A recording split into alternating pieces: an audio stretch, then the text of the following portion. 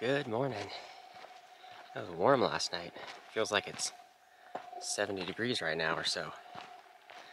But it looks awesome in the pre-dawn hours in the valley and everything. We had about 5 others trickle in and join me last night. And today we're getting into town, a little over 17 miles.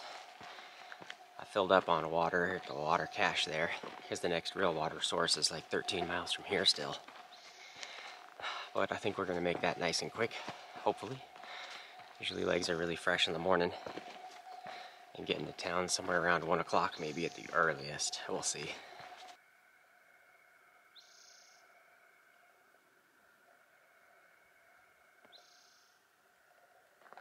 There's Mount Shasta.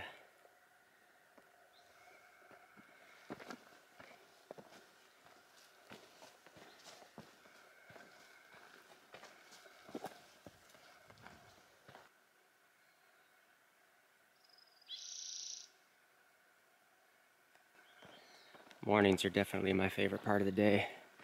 Our body's feeling good and refreshed. Legs are good. I can move quick. It's just beautiful out here. Birds are chirping. The sun's coming up. I love mornings.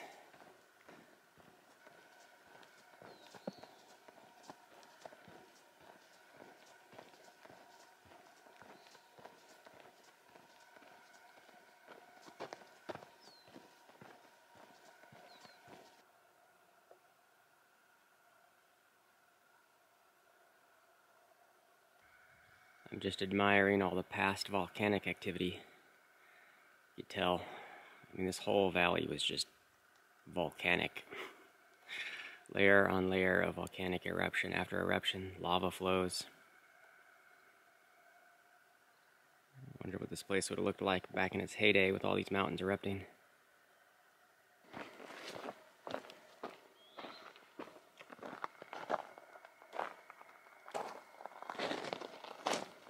So much lava.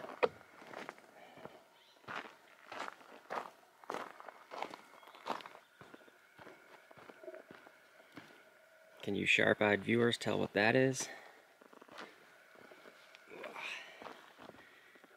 That is the 1,400 mile marker laid out in lava rocks. I was just thinking about how they say once you're in the Northern California section, the trail gets easy and you can speed up really fast and you can do Oregon really fast and all that stuff. I have not seen that yet. Terrain has still been not easy. Like today, there's not really any ups and downs, which is easy, but you're walking through all these lava rocks, which is slowing you down. So it's not easy. So I don't know when the trail's supposed to get easy. But if you're just an average hiker like me, I am not able to push it up just yet. Here's Castle Fall River Road.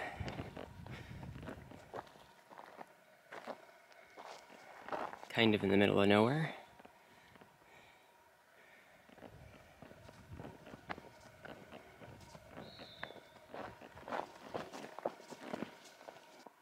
I believe these collapsed in areas where like old lava tubes were at and then just kind of crumbled and collapsed in on itself. There's definitely a lava pathway going on there.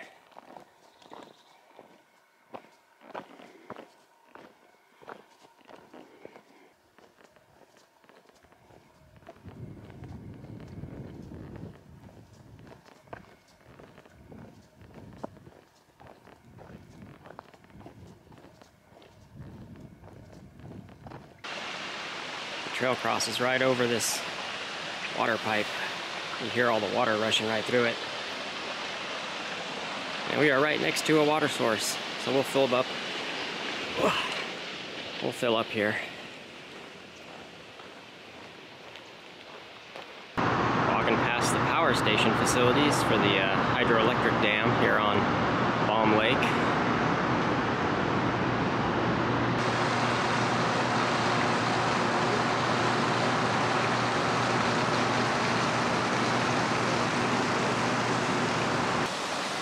Those look like all pelicans out on Balm Lake. Never thought I'd see pelicans out here. Talk about a change in scenery. I was walking through lava fields just a little bit ago.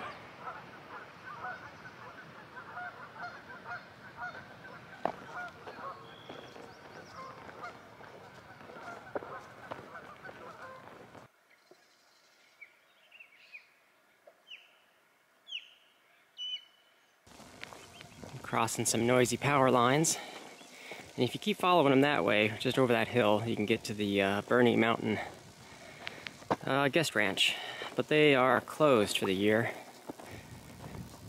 There's a lot of places that are kind of right off trail that would be nice to stop into and get a bite to eat or something at least, but they're all closed. Whether closed from pandemic still, or closed for fires, or who knows what else. We are close to our destination for today, where we will hitch into the town of Bernie. Made it to Highway 299. I'm gonna hitch in from here to Bernie. I think I'm gonna try to drop into the McDonald's first and just chill there for a little bit and get some food. So we'll see you at town. Done with lunch.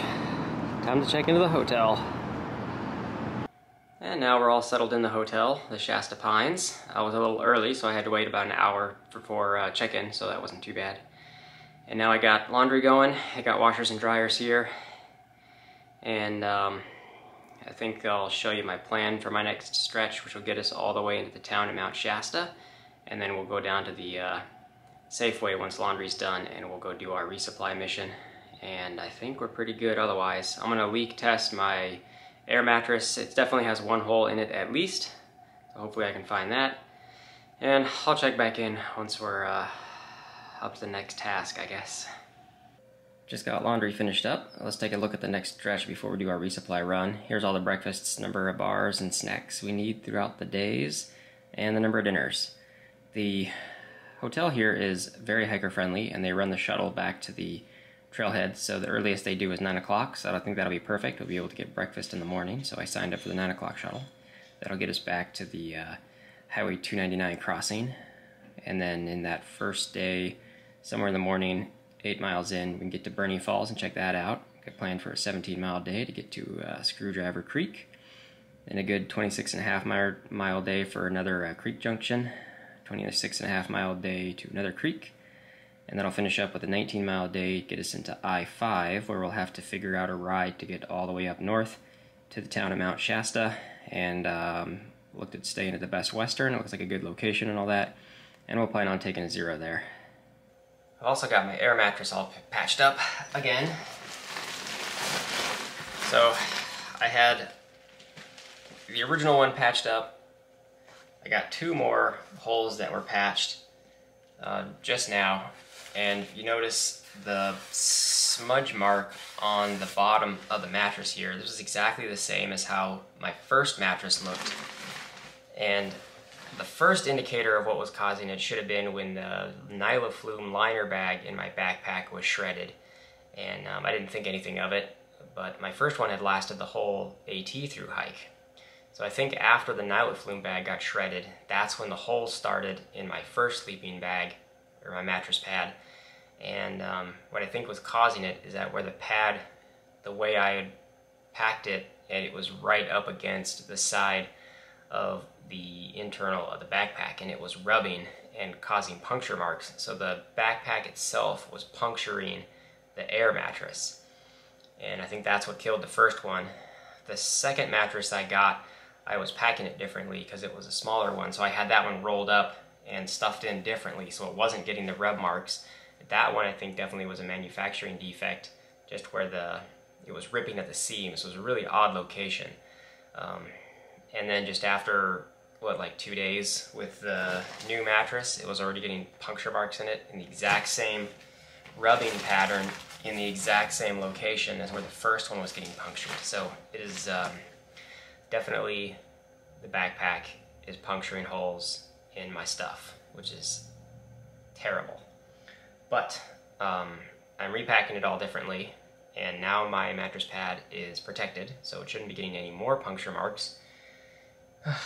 So I think we're good, hopefully. I'll drag it through the next stretch to Mount Shasta, and then we'll see how it's doing. Hopefully it should not be leaking anymore, but I think we got that fixed. It's just disappointed in ULA is destroying my gear. Now it's dinner time. Julio's Grill.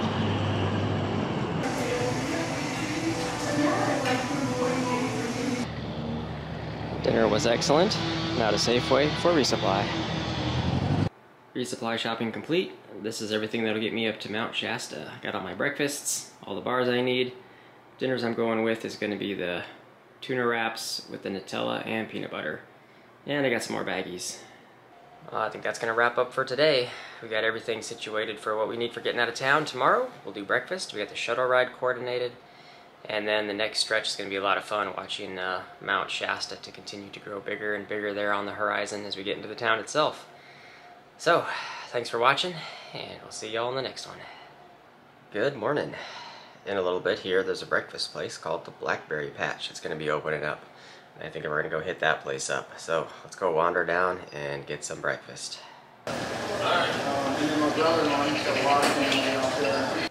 Breakfast was excellent.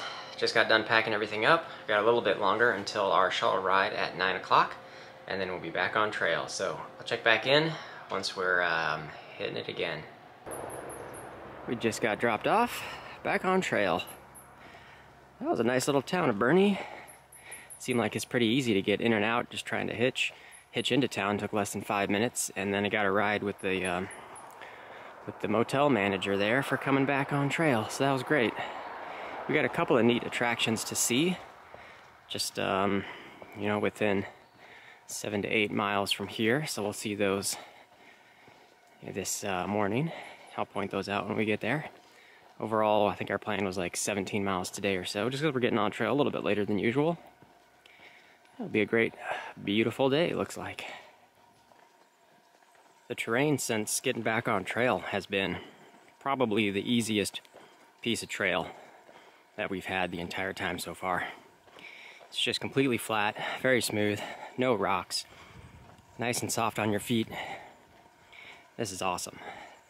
This I could see doing 40 miles a day. Maybe. We'll see if we have some more really nice stretches like this and how long this continues.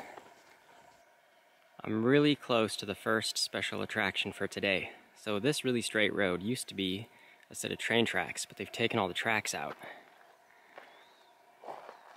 But if you go down this way, about 1.5 miles, 2 miles, you'll get to a train bridge. And that train bridge is the very one they used in the famous train scene in the movie Stand By Me. The boys are walking across the train tracks, and then the train starts coming, and then they have to outrun the train before getting run over. So that bridge is right around the corner up that way.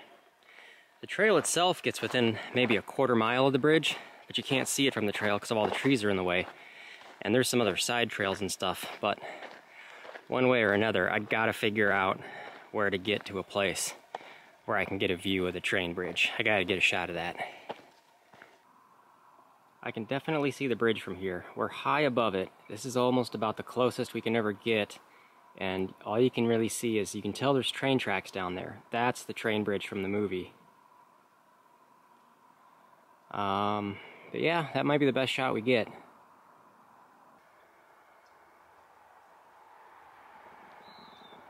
There's the road crossing for Highway 89.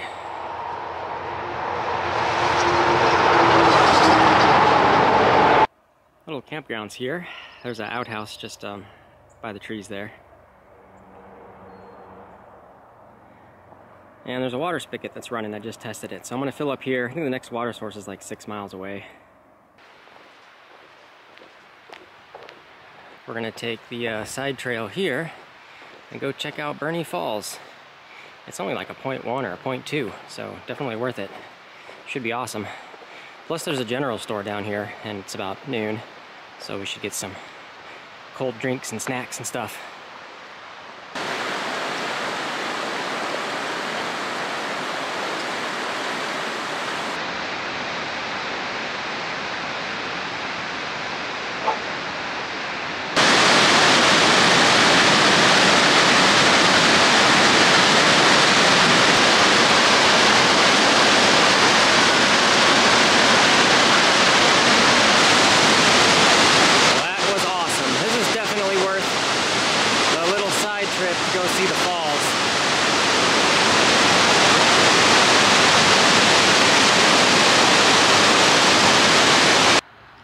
chilling at the general store now. I don't think I need too much as far as snacks and stuff, but they've got a full complement of chips and snacks and sodas and whatnot, in their beers too. So I've just got a drink here, and I think this is all I'm going to take for now. So I'll just be chilling here for a bit and enjoying a soda.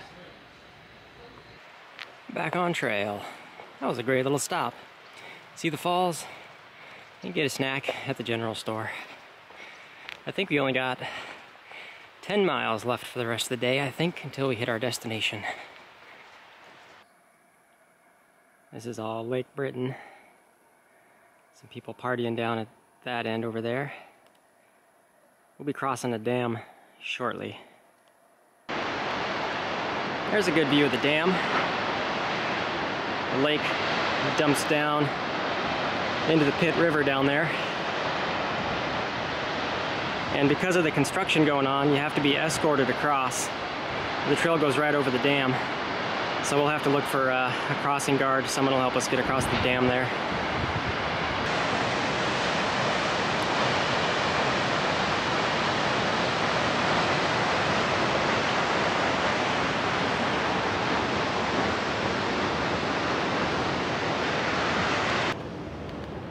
Blow air horn for escort. Yes, please. Plug your ears, everybody.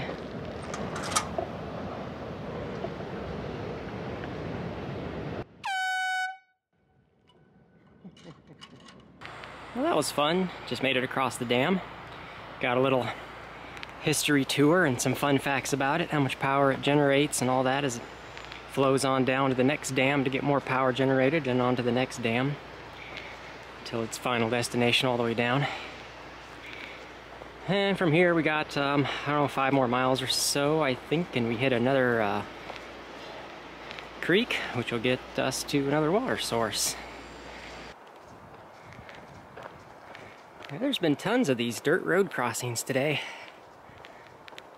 This whole area is just kind of crisscrossed with them. But terrain-wise, I think this is the easiest day we've had on trail. There's a nice overlook. And we got the Pit River down there.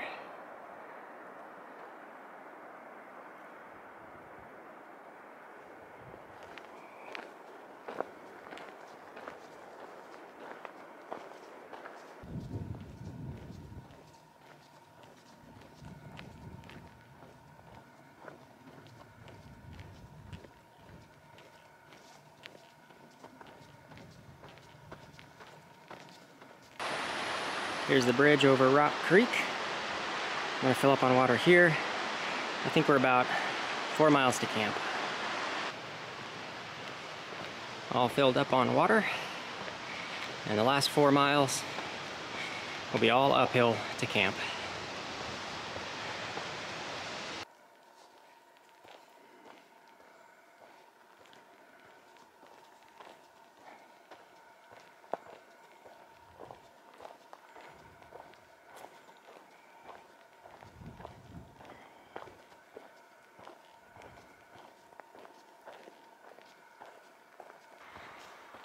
I was just thinking about how on the AT, like a 4-mile uphill grind would just be devastating.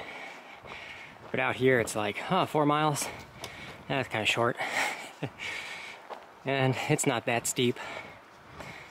But it is like 95 degrees. I am loaded down with 4 days of food and loaded up on water. And even still, all things considered, it's not that bad. Oh, made it to the destination. The PCT continues up that way. We'll do that tomorrow. There's the split off for Screwdriver Creek, only 0.1.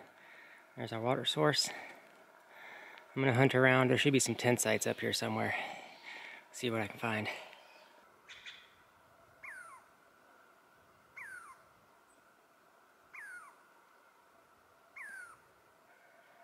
And here's where I'm all set up. There's not much room for anybody else, so I might be alone up here tonight. I'm not far from the trail. It's only 100 feet just down there, so. It's a nice spot in the woods.